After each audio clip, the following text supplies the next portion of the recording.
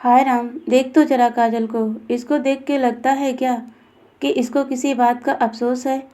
अरे, मुझे तो शुरू से शक था कि इसी का कुछ करा धरा है, वरना कौन जाता इस तरह से छोड़ के। पड़ोस की आंटियों की तीखी बातें कानों में पड़ते ही काजल के थिरकते पैर एकाएक रुक गए। उसके चेहरे की मुस्कुराहट की जगह गहरी सिकन ने ले ली। काजल डांस ग्रुप छोड़कर धीरे धीरे पीछे हट ही रही थी कि तब तक उसकी सहेली उसे टोकते हुए कहती है कि अरे काजल, कहाँ खो गई, डांस करना। काजल कहती है कि कुछ नहीं, तू डांस कर, मैं पानी पी के आती हूँ। असल में काजल तलाकशुदा है। 3 साल पहले बड़े ज़ोर शोर से काजल और अजीत की अरेंज कम लव मैरिज हुई थी। खैर, आज काजल की सहेली का संगीत है तो काजल भी अपने बचपन की सहेलियों के साथ खूब हंसते मुस्कुराते अपने सारे दुख तकलीफ़ें भूल के एंजॉय कर रही थी। पर लोगों को ये सब रास कहाँ आता है, काजल का दिल दुखा ही देते हैं। काजल संगीत खत्म करके घर लौटते वक्त गाड़ी में बैठे बैठे पुरानी यादों में खो जाती है कि कैसे वो जब नई नई शादी करके अजीत के साथ उस सोसाइटी के शानदार फ्लैट में रहने गई थी। कितना खूबसूरत फ्लैट था। वो बालकनी से समुद्र की लहरें कितनी खूबसूरत दिखती थी। लहरों की आवाज़ें एक मधुर संगीत सी लगती। और उस वक्त जब चांद की चांदनी का दुधिया रंग उसके बेडरूम में बिखरे हुए था, उसे देखकर कैसे काजल नाच उठी थी। चांद की रोशनी में अजीत की बाहों में सिमटी हुई कितनी प्यारी मुस्कान के साथ सोई हुई थी। काजल को देख के ऐसा लग रहा था मानो किसी स्वप्नलोक की सैर कर रही हो। क्या वो दिन थे, कैसी खुमारी चढ़ी हुई थी उस वक्त। किसी चीज़ का होश न था, हर चीज़ अच्छी लगती थी। प्यार के रंग में खोई किसी बात की कोई सुध न थी जैसे उसे। उफ, सोचो तो सब सपना सा लगता है या पागलपन सा। खुद पे काजल को कभी कभी गुस्सा भी आता है कि किस दुनिया में खोई थी जो सच को कभी भाप भी नहीं पाई, या फिर अपने अल्हड़पन में नज़रअंदाज कर बैठी थी और ना जाने क्या क्या। काजल गाड़ी में बैठे बैठे खुद को कोसती रहती है। काजल और अजीत का कॉलेज वाला प्यार रहता है। दोनों एक दूसरे से बहुत प्यार करते थे और शादी भी करना चाहते थे, पर दोनों की जाति एक न होने की वजह से परिवार वाले तैयार नहीं होते हैं। ख़ास तौर से अजीत के घर वाले इस शादी के सख्त खिलाफ थे, पर बेटे के प्यार में मजबूर होके उन्होंने हाँ तो कर दी, लेकिन दिल से खुश नहीं थे। फिर काजल और अजीत दूसरे शहर में रहने को आ जाते हैं, क्योंकि अजीत की नौकरी भी इसी शहर में थी। दोनों एक दूसरे के प्यार में खोए खोए एक एक पल को जिए जा रहे थे। काजल को अपना फ्लैट बहुत पसंद था। दिन रात उसे और खूबसूरत बनाने के लिए कुछ न कुछ करती रहती है। कभी पौधे लगाती तो कभी विंड चाइम लगाती, पेंटिंग तो कभी पर्दे, न जाने क्या क्या दिन भर करती रहती अपने घोंसले को सजाने के लिए। और इन्हीं सब चीज़ों में खोए खोए न जाने कब ये वक्त बीत जाता है, पता भी नहीं चलता। और अजीत और काजल की पहली सालगिरह भी आ जाती है।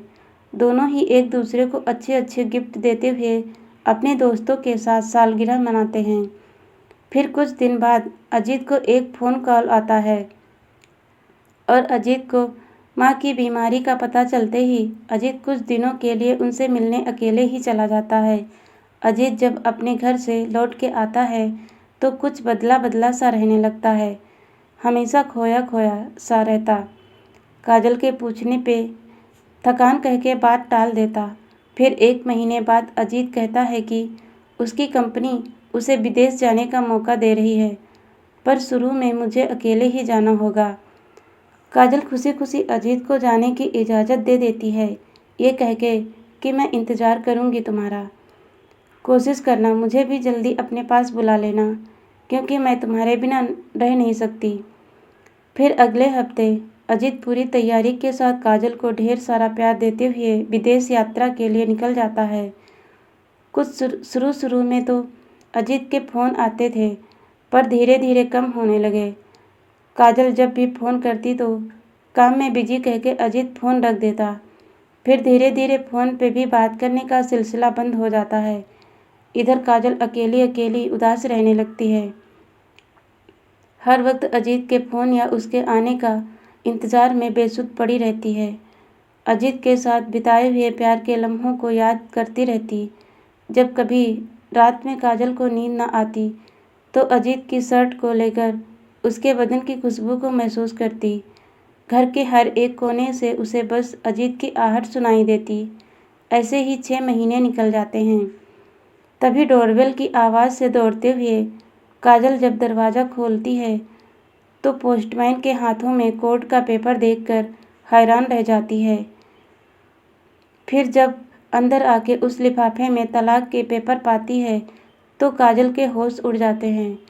वो कुछ समझ ही नहीं पाती।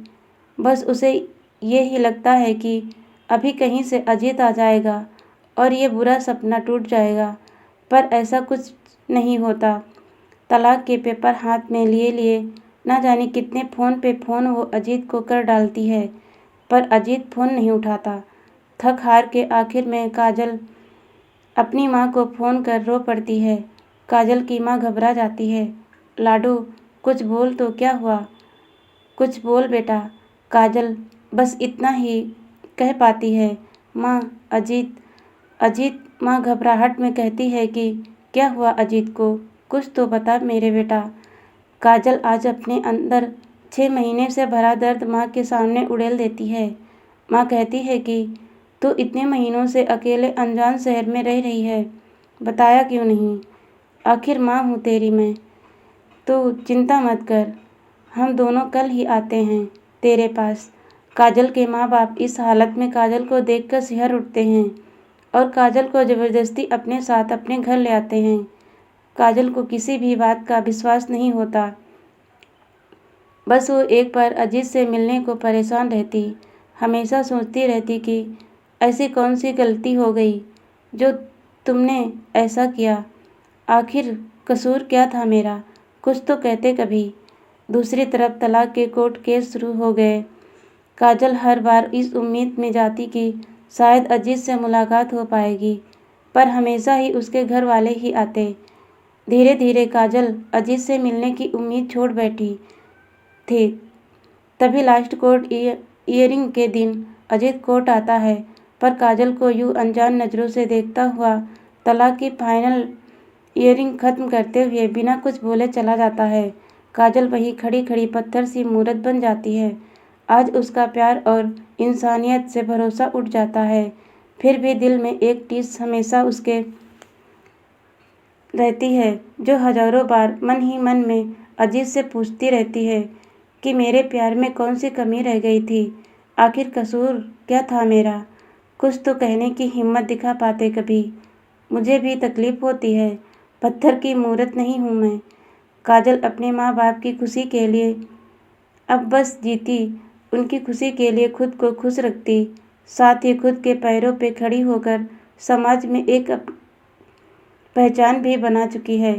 फिर भी कभी कभी किसी जोड़े को देखकर काजल के दिल में दबी वो टीस उभर ही जाती और उसके बहते आंसू एक ही सवाल करते कि आखिर कसूर क्या था मेरा? ये कल दूसरे भाग में जानेंगे। दोस्तों, कहानी अच्छी लगी तो लाइक, शेयर और सब्सक्राइब ज़रूर कीजिएगा और मुझे सपोर्ट करने के लिए मेरे चैनल को सब्सक्राइब कीजिए।